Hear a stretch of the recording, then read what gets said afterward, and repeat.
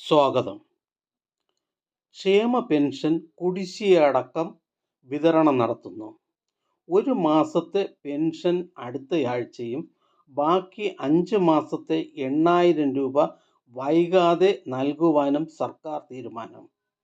ഒരു മാസത്തെ പെൻഷൻ തുകയായ 1,600 രൂപ അടുത്തയാഴ്ച വിതരണം ചെയ്യുമെന്നും 5 മാസത്തെ കുടിശ്ശിക തുകയായ 8,000 രൂപ അധികം വൈകാതെ നൽകുമെന്നും ധനവകുപ്പ് മന്ത്രി നിയമസഭയിൽ പ്രഖ്യാപിച്ചു.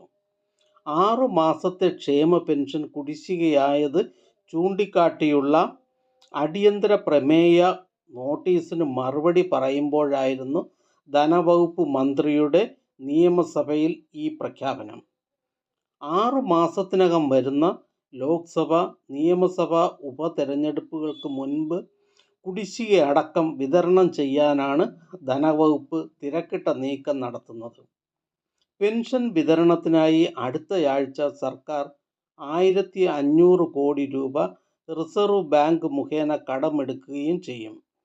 ചില ക്ഷേമനിധികൾ വഴിയുള്ള പെൻഷൻ വിതരണം 10 മാസത്തിലേറെ കുടിശ്ശികയാണ്. അതും കൊടുത്തു തീർക്കുവാനാണ് ആലോചന. 5 മാസത്തെ കുടിശ്ശിക തുക നൽകാൻ 4,000 കോടി രൂപയോളമാണ് സർക്കാരിന് വേണ്ടത്. ഒരുമിച്ചോ 2-3 തവണകളായോ കുടിശ്ശിക നൽകുവാനാണ് സർക്കാർ ആലോചിക്കുന്നത്. കെട്ടിട നിർമ്മാണ തൊഴിലാളി പെൻഷൻ 1 വർഷമായി കുടിശ്ശികയാണ്.